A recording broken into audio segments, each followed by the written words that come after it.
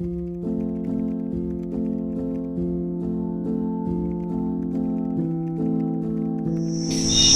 મિત્રો, મારું નામ ફલક જીગર પૂજારા છે.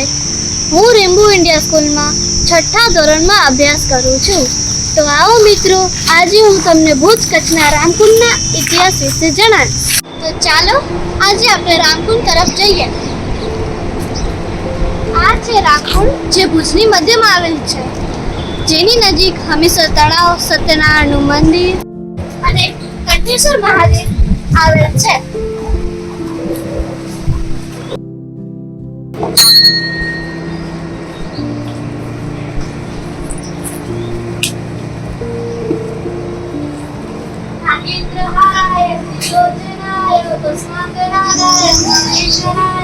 નિત્યાય શુદ્ધાય દિગંબરાય તસ્मै નકારાય નમઃ શિવાય.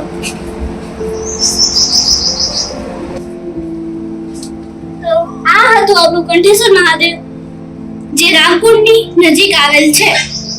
અને રામકુંડની સૌથી વિશેષતા આ સ્થળોના કારણે છે. બીજું, રામકુંડના ઇતિહાસ વિશે વર્ણવતા મારા મનથી બોલું એટલું ઓછું છે, કારણ કે રામકુંડ એટલે રઘુનંદન શ્રી રામ સાથે આની એક પૌરાણિક વાત રજૂ કરું છું. કહેવાય છે કે જે સમયે પ્રભુ સીતાજી લક્ષ્મણ સાથે વનગમન વખતે કચ્છની આ જગ્યાએથી પસાર થયે, ત્યારે આ સ્થળ પર સીતાજી, રામ અને લક્ષ્મણજી સહિત વિસામો લીધા. રામકુંડની રચના અને તેની ગોઠવણી વિશે કહીએ તો રામકુંડ એ ચોરસ આકારનું 56 x 56 ફૂટનું બનેલું છે. તેમાં 3 તબક્કામાં ઉતરતા પગથિયાઓ જોવા મળે છે. સાથે તેની ઊંડાઈ આશરે 30 થી 35 ફૂટ જેટલી છે.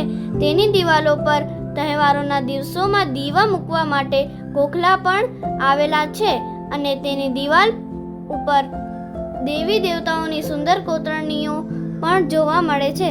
રામકુંડ હમીરસર તળાવના વહેણ પર બનાવવામાં આવ્યું છે. જ્યારે હમીરસર ભરાય છે, ત્યારે રામકુંડ પર આપમેળે ભરાઈ જાય છે.